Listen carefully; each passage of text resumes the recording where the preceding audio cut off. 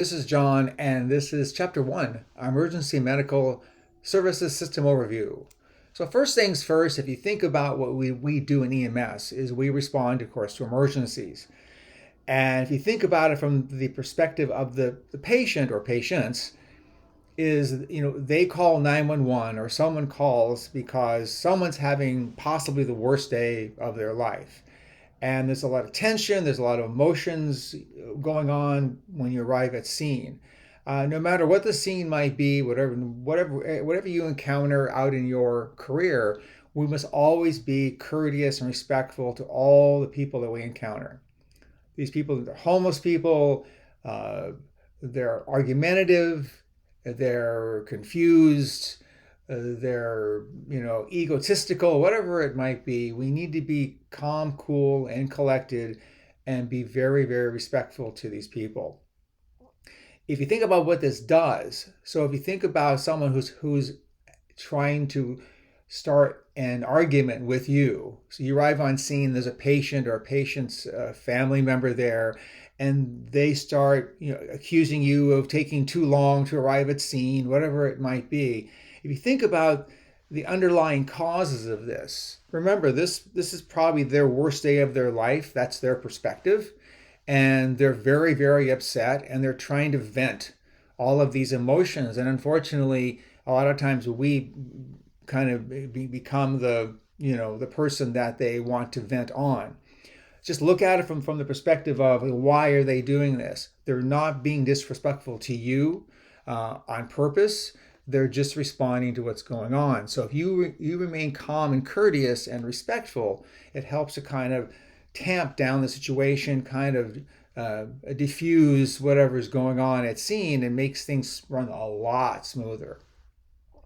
Another thing I see out in the field, which is pretty common, especially with paramedics and some EMTs as well, is EMTs and medics will go out in the field and they have these preconceived notions of what's right and wrong, and they encounter a person who is a drug addict, who is a prostitute or an alcoholic, or they've tried self-harm or whatever it might be, and whatever these acts that occurred, it goes against this EMT or paramedics idea of what is normal and what is abnormal.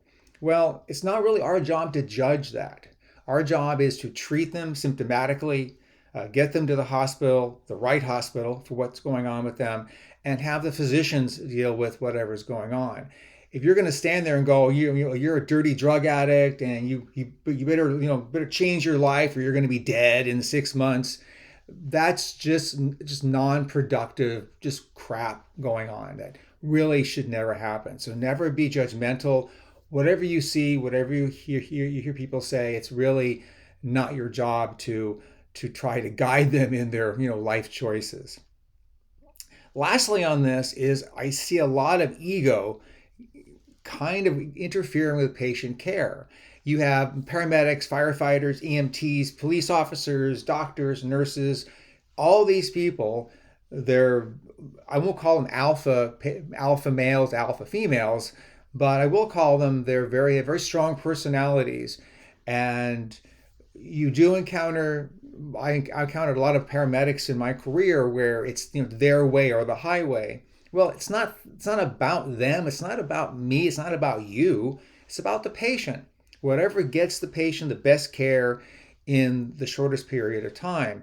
So you're going to encounter these situations, and pretty soon you're going to be arguing with the other paramedic or EMT at scene because they want to do it one way, you want to do it the other way, and while you're arguing, of course, the guy's lying there on the ground going ouch. So you can see there's really no purpose in this other than it's your own personal ego, and that should never really get in the way of what needs to be done to render care to whatever this patient might be having right now. And this all what kind of leads into this question. And I've been in this business for a long time, and I've seen a lot of changes occur in this business, not positive changes, unfortunately. I see a lot of people enter medicine, and I'm not just talking about EMTs, I'm talking about doctors, nurses, paramedics, firefighters, all of these people that render care to other people. these medical professionals. A lot of them get into it for just the wrong reason. Imagine, I'll give you a scenario. You are a person, you're a young person, and you watch some videos about the fire service, or you watch some videos about rescues or paramedicine or whatever you might have watched or heard about. And you think, wow, that's really cool. Look at those people. They're saving lives every day. They're out there in the field. They're, paragliding in, and they're one-handed CPRs and all this great stuff. It's all very, very, very, very theatrical because obviously this is all on the media. And then you go through EMT school, you go to fire school, you become a firefighter EMT, you go to paramedic school, you become a paramedic. And then pretty soon, once you're out in the field working, you realize, hey, geez, 99% of my calls are pretty boring. I got the guy with a twisted ankle. I got the drunk who fell down. I got the lady who took too many medications because her husband left her for their dog or whatever it might be. And these calls aren't exciting. You're not helicoptering in and paragliding or scuba diving or whatever you think you might be doing, and you get kind of like, wow, this isn't the job I really signed up for. So if you think about what happens at this point, now you're kind of bored. You're kind of angry because the job really isn't panning out the way you wanted it to be. You wanted to be a hero, but because you're going on the next homeless guy who fell out of his wheelchair, you're really, really upset. And now you're taking it out on your patients because you're angry and you're disappointed in your choice of careers, and you're taking it out on your partners, and you can see how this all kind of spirals down. So you better understand why you're here. Now, again, I've encountered physicians that are just terrible, terrible people. They got into the business because, and this is a quote, I want to make a lot of money, unquote. I've encountered great nurses. I've encountered terrible nurses. I've encountered great paramedics, great firefighters. And on the other side of it, I've encountered a lot of really rotten people that should just not be in this business. And I hope, you look within yourself and decide, is this what I really want to do? Because it's not like you might have seen in the media or heard about or read about. It's just not like that all the time anyway. So moving on, that's my soapbox anyway. You can look it up. So in the county of San Diego, there's approximately 18 emergency rooms or emergency hospitals. I guarantee if you work as an EMT on an ambulance in the county of San Diego, you within a couple of years of working, you will probably have visited all 18 of these, either dropping patients off or picking them up, whatever it might be. All of these 18 hospitals are called basic emergency facilities, or BEFs. So they're available 24 hours a day, 7 days a week. They've got a doctor on duty and all that. A lot of these 18 hospitals also are considered specialty resource centers. And we actually have other resources available to us in the EMS environment. So I'm going to go through this. So here's just a bunch of these resource centers that you might encounter. So we'll talk a little more about trauma centers in a moment or so, but we do have 6 trauma centers in the county, kind of spread out through the county, available 24 hours a day. And there's actually a trauma criteria, it's in your protocol book, to decide whether this person fulfills, whether they should go to a trauma center or not. But when it comes to traumatic injuries, they are time-sensitive injuries. Someone has a gunshot wound, fall from height, a high-speed vehicle collision, those types of things. They have major injuries. The sooner you can get them to a trauma center, to a trauma surgeon, the better chance they have of survival. Burn centers, we have one burn center in the county. It's UCSD Hillcrest. And there is also in your protocol book, go figure, there's a burn center criteria. So if your patient fulfills this, and you'll learn about this again in the 105 class during your burn lecture, But if you have someone who fulfills the burn center criteria, let's say you're in Oceanside and you have someone who has critical burns, and you load them in your ambulance and you take them to the local hospital rather than the burn center because you don't know any better. So you take them to Tri-City Medical Center, which is the one in Oceanside. All they're going to wind up doing is they're going to call a helicopter and they're going to load them up in a helicopter and fly them down to the burn center. So why not just take them from the scene right down to the burn center, either by helicopter or by ground transport? You're kind of delaying their care if you drop them off at the closest hospital. It's better to blow by 2 or 3 hospitals and get to the burn center where they will get their best care. There's a number of obstetric hospitals. So this is labor and delivery hospitals. The most notable one, I guess, is Mary Birch next to Sharp Memorial Hospital. But most hospitals have some kind of labor and delivery departments. Again, if a patient is full term and they're about to deliver, more than likely you'll take them to the L&D where they're aligned with. So their doctors might be at Mercy, they might be at Sharp, they might be at UCSD, whatever it is. More than likely this person's stable and you'll drive them to those hospitals. If you have a patient who who's about to give birth to a premature child, or the child's in distress, or the patient's in distress, then you want to take them to the closest, most accessible obstetrics facility. There's one pediatric trauma center, and of course that's Rady Children's.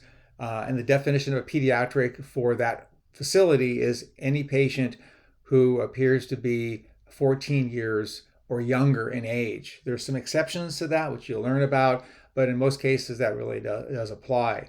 There's one other secondary pediatric trauma center, and that's just in case Children's is somehow closed or on bypass, and that's UCSD Hillcrest. Psychiatric centers, there's quite a few of them in the county. And again, there's private, there's public. There's one county public psych facility. It's an emergency psychiatric hospital. It's off of Rosecrans. We're 5 and kind of finding where Rosecrans and 5 kind of come together right there. And you will be dropping people off there. You'll be picking them up there as well. But this is where if someone's having a psychiatric meltdown, they'll be taken there for like a 3-day hold to see what's going on. And then after that, they'll either be released or they'll be sent on to a long-term psych facility after that. So strokes and STEMIs. So a stroke is it's called a cerebral vascular accident, a CVA. This is a blood clot in your brain, or could be a ruptured blood vessel. When it comes to STEMIs, this has to do with cardiacs. This is their heart attacks. STEMI stands for ST elevation myocardial infarction. And so in both cases, the mechanisms are sort of similar. One affects the brain, the stroke, and one affects the heart, obviously, the myocardial infarction or the cardiac event. Even though both of these conditions are considered medical conditions, if you just think about if you had a blood clot in your brain that was blocking the flow of blood to your brain tissue and your brain tissue was dying, or if you had a clot in your heart and the blood flow to a portion of your ventricle was being blocked and your ventricle was dying, it's really no different than someone being shot or stabbed or getting hit by a car. It's a traumatic injury to the brain or the heart. So why not take them to a specialty center? Again, we want to take them to these centers because we want to give them the best care in the shortest period of time. So if you have someone who's having a stroke, you take them to a non-stroke center, guess what they're going to have to do? They're going to have to put them back in another ambulance and drive them to a stroke center. Same thing with the STEMI center. There's one hyperbaric chamber. This for you scuba divers here, maybe in the class. So it's at UCSD Hillcrest. It's down in the basement. And if someone was scuba diving or just free diving, whatever it might be, and they're exhibiting signs of decompression sickness or other types of diving related issues, they would be taken to the hyperbaric chamber and they would be recompressed and then decompressed so to help them relieve their symptoms. This is the only emergency 24-hour a day, 7-day a week available chamber in the county of San Diego, and that's where everyone goes. Spine centers pretty much fall back on the trauma we already kind of talked about. So just briefly on this is just a list of the trauma centers here in the county of San Diego. Of course, there's one missing sort of, and that's of course Children's Hospital, but it is a burn center. A trauma center. Now, I talked about those 18 emergency rooms, emergency hospitals here in the county. Of those 18 hospitals, we have 7 of them which are called base hospitals, and these are radio base hospitals. So if you had any need for additional resources, additional doses of medication, questions about the patients, where you're going to transport them to or how to treat them, you could call one of these 7, that's the 5 on top and then the 2 on the bottom, Grossmont and Tri-City, any one of those, and ask a radio nurse, this is what I have, what should I do? Hey, doctor, I need additional dose of epinephrine, whatever it might be. These are the only 7 hospitals that can provide you with that information and those resources. Other resources available, there's PERT. So if you on scene having someone who's having a psychiatric emergency and they really don't have any physical ailments, they're not injured, they haven't tried to hurt themselves, but they are a danger to themselves, you can call PERT, and PERT's usually aligned with sheriff's, CHP, or police, depending on where you work, and they'll come out and a PERT nurse will come out and they will evaluate the patient. And a lot of times, if there's no physical ailments other than just having that psychological breakdown, they themselves will transport the patient to a emergency psychiatric center themselves. So you won't be responsible for transport of these patients. If you go on a call where you have multiple injuries, or you have someone who's died and the family's there and they really need some type of emotional support as well as other types of support, you can call out tips. You would call through dispatch, ask for tips, and these people are trained to deal with these emotional situations, to get these families, these survivors, obviously the resources they need to cope with what's going on. There's your burn center, your stroke centers, and then of course there's your county mental health we talked about earlier. And just remember, there's 2 pediatric hospitals, but primarily we go to children's unless they are on bypass or they're closed for some reason.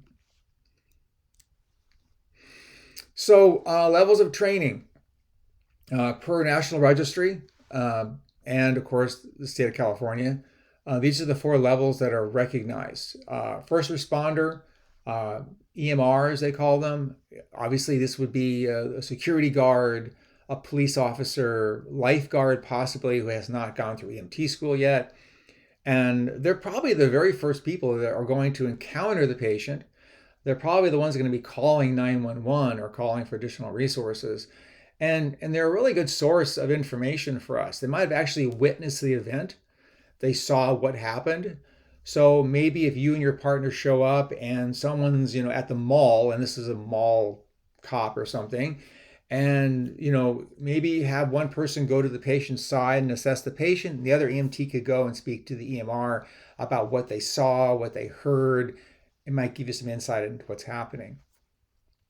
The red circle, this is you guys. It's about 190, it varies, 190 to 210 hours of training, which you're going through right now. And of course, there's also an advanced EMT. The state of California does recognize this. There's very few of them in the state, but they're in more rural areas. And I know that I think Border Patrol has a whole bunch of them as well, because they work out in the field and in the rural areas. The advantage to this, it's an additional 400 hours of training. You learn to insert IVs, advanced airways, you give certain cardiotonic medications. It's just one step up above EMT. Pretty much on ambulances and fire trucks right now in the state of California, most all of them have paramedics on board. It's the highest level of care here in California and most states as well. Paramedic schools, it varies. It's about 1,400 hours, something like that. It's about a year of training out in the field as well as classroom with that. And to qualify for paramedic school, you have to have 1 year of full-time experience as an EMT prior to the application. And the more experience you have, the easier paramedic school might be when you go through. So there's all these roles and responsibilities of an EMT. It's in your textbook, obviously. First things first, ultimately, is your scene safety. And what it really comes down to is, as first responders, this applies to firefighters, paramedics, EMTs, even police officers. Our safety is first. So we have to determine, is the scene safe for us to enter? If it's not safe for us to enter, we don't legally have to enter the scene. We can back away. We can call police, we can call SWAT team, we can call whatever we need, I guess, to make that scene safe. Once you deem at this point the scene is safe, then you can enter the scene, make patient contact. At that point now, your obligation is to make sure the scene remains safe and now the safety of the patient. Also, if you have more firefighters there, more EMTs there at scene, and you're in charge, again, there's that responsibility that all the rescuers should be, made sure that everything is safe. On top of all that, if you have bystanders, you have family members at scene. Let's say you go on a traffic collision on the freeway. You've got two cars crashing into each other, and there's a total of like 5 people at scene in various stages of injury. Another car pulls up, and they know these people, they're family members, and they were all caravanning somewhere for a vacation. So the other car pulls up, everyone gets out, all those people are bystanders, and they want to be there. The problem is, you're responsible. If they stand in the freeway and get hit by a car, you're responsible for that. So scene safety is a constant, ongoing, dynamic process. It never, ever stops throughout the entire shift that you work. It's not just when you're on a call, it's between calls, it's while you're at Starbucks, it's while you're in the fire station. Unfortunately, because of our uniforms and because of what we drive, we are targets. So you should constantly just be aware of your surroundings, be aware of what's going on around your ambulance, your fire truck, and making sure that everything remains, secure, the doors are locked, those types of things. So I know you've gone through your CPR class, your 050 CPR class, and you learned about the primary assessment, and you've gone through that process. Sir, wake up. You've already done your BSI, you've already done your, scene safety. So you check level of consciousness, you get pulse, you get breathing. What's nice about the primary assessment is it gives us a lot of information. So now we know this person's level of consciousness. If they're unconscious, we know that's their chief complaint. They're unconscious. If they're conscious, they tell us what's going on. So now we know their chief complaint, why they called or why someone called for them. We've looked for obvious life threats, squirting blood from the neck, or them not breathing, or amputation or gunshot wound, those types of things. And so once we've gone through this primary assessment, now these primaries might take 30 seconds. They might take 3 minutes. Who knows? But ultimately, you're going to come away with this information. So once you have this information in the primary assessment, you can use what's with the chief complaint to drive your secondary assessment. So the purpose of the secondary assessment is to investigate and treat the chief complaint that you found in your primary. And this is where we do vital signs and physical assessments, and we treat and we bandage and splint and transport.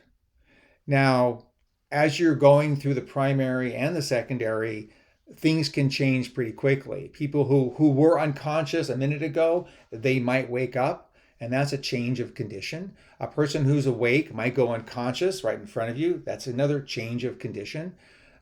Whatever it might be, if you see there's changes in the patient's status one way or the other, they're breathing a lot harder now, they're not breathing, they're bleeding more, they're bleeding less, whatever it might be, you should stop and go right back to your primary assessment and start right back at the beginning. Sir, find their level of consciousness, find out what's going on if they're talking to you. What are you feeling now? What's different now? Look for any life threats, treat them as you can find them, and then you go back to your secondary again and you treat this new situation. So it's basically this kind of like continuous loop of you're assessing, you're treating, you're reassessing, you're assessing, you're treating, you're reassessing. Another big thing we have, of course, is lifting and moving patients. You'll do a lot of this. You'll notice that America is getting bigger, so to speak. We have a lot of obese patients, and a lot of them are grossly obese or morbidly obese. Imagine if you went on the two people at the top of the screen here. Imagine if you had to lift these two people up. You're looking at probably 400 plus pounds on both of those people. If you and your partner arrive at scene, you saw this young lady on that sofa right there, and she says, I broke my ankle, I can't walk. What should come to your mind immediately is, well, I can't help her with what I have right now. So what you need more resources and, even mechanical devices like gurneys and stair chairs and lifting devices and things like that. But if you try to lift this person, move this person, you could get injured, she could get injured, and you can see things would escalate out of proportion. So make sure you use good body mechanics, and make sure you call early for those additional resources if you think you really need it. Now, you are transporting the patient to the hospital, possibly, or this could be at scene as well. You're basically transferring custody to someone of equal or higher training at scene. But either way, you have to do a turnover. And what it really comes down to ultimately is if you don't do a turnover, if you don't do some kind of transfer, it is considered legally abandonment of the patient. So at the hospital, you're going to turn this patient over to a physician or registered nurse. You're going to give them a brief rundown of what happened. They'll sign your documentation, and you'll put the patient on the bed of the hospital bed, and obviously they're now the hospital's issue. If you're out in the field, let's say you're a first responder, firefighter, EMT, and you went on a traffic collision and you have 3 or 4 patients, you're going to call additional resources, and there's going to be ambulances. Ambulance shows up, EMTs get out, they're going to come over to you, and you're going to do a face-to-face transfer of custody. At this point, you're going to say, this is Bob, he's the driver of that car over there, he has these injuries, he has these vital signs, here's my sheet with his information on it. And at that point, once you've transferred that patient to the transport EMTs, that they're now those people's concern. Whether you're on duty or off duty, if you're off duty EMT and you stop to render care to a person who's sick or injured and you call 911, you cannot leave that scene until you transferred the patient to someone of equal or higher care, like an EMT or paramedic. But they have to be on duty pre-hospital personnel. Record keeping, paperwork, you guys will have a lot of different drills in the 105 class about documentation and radio reports and all that. It's really, really important when you are doing your documentation that it's clear, concise. These are legal documents.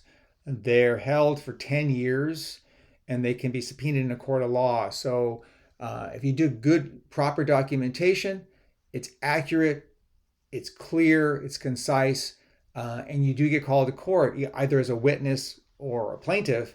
It might help you support your side of the argument. When it comes to professional appearance, you've got these two EMTs right here.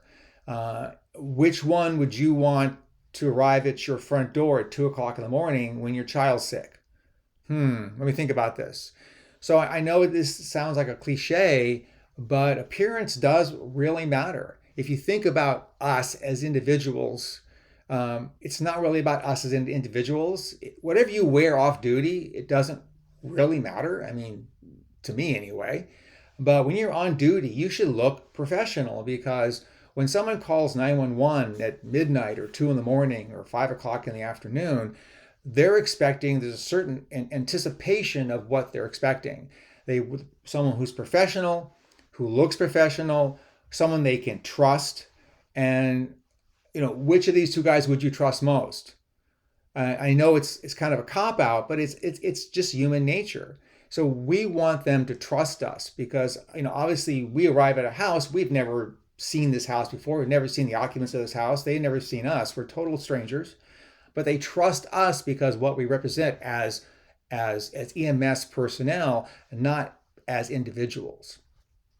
Again, if you show up all disheveled and looking like a homeless person, they'll treat you like that too, and they probably might not trust you.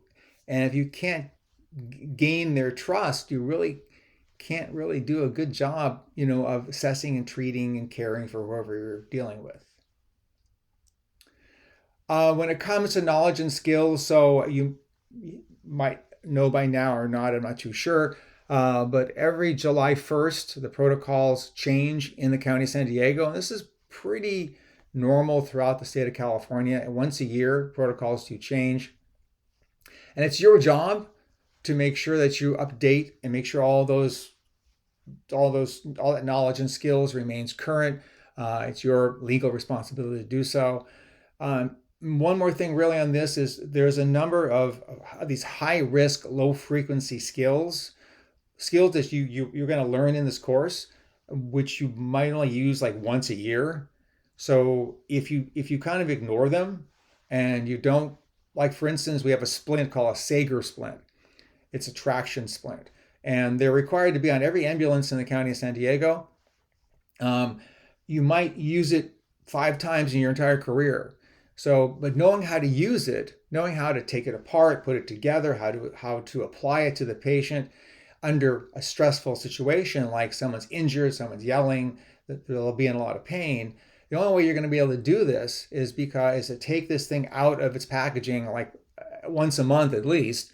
Maybe you and your partner on some, you have a few hours of downtime, pull this thing out, take it apart, put it together, assemble it, disassemble it, talk about how you're going to do it, what roles each one you're going to play, so that when you do encounter this particular skill, you'll be able to go through it fairly smoothly because you practiced it. So the same thing with the AED, same thing with BVM ventilation, those types of things that you don't use all that often. You should practice at least once a month, at least go through the motions anyway, knowing how to use it, how to assemble things. That way things will run a lot smoother on the call. And if anyone's watching you, whether it's a captain or whether it's the family or whether it's a patient themselves, they'll have a lot more confidence in your abilities and they'll trust you more. Lastly on this is, like I mentioned, we do have medical direction through base hospitals, and we can ask for additional resources. We obviously follow our EMT protocols in the county of San Diego. The first term you should know is called offline medical direction. This is also known as a standing order. So in your protocol, it says per standing order, you as an EMT can administer oxygen to a patient who's short of breath. You don't have to call anybody to get permission. If, for instance, you have administered an initial dose of epinephrine to a patient who's having some kind of allergic reaction and they're not getting any better, you could call a base hospital, and based on your protocols, you can ask the doctor for permission to administer an additional dose of epinephrine. This is called an online medical direction. So you're talking to the doctor or nurse on the radio, and they tell you directly over the radio, BLS 25, you have an order at 11:43 for an additional dose of 0.3 milligrams of epinephrine IM. And then you have this order, and then you can administer it based on medical direction. And again, every single department, every single agency is required to have some kind of medical oversight process. Every document, every patient care report that you create, every patient that you encounter, those documents you submit, they're reviewed for mistakes, errors, the quality of how well things are going. And they use these, obviously to update protocols. They follow trends and see how and they change protocols based on these various types of positive, negative trends. And if your agency does see some negative trends in your patient care, they will give you constructive feedback, meaning they'll probably pull you aside, talk to you about the situation. And if it turns out it's something minor, that's great. If it's something a little more, major, they might pull you out of the field for a few weeks, put you through some more training, and then retrain you and get you back in the field. The most important thing is if you do make a mistake, report it or document it in some way, and don't make it again, because that's when it becomes a problem. I think we're done here.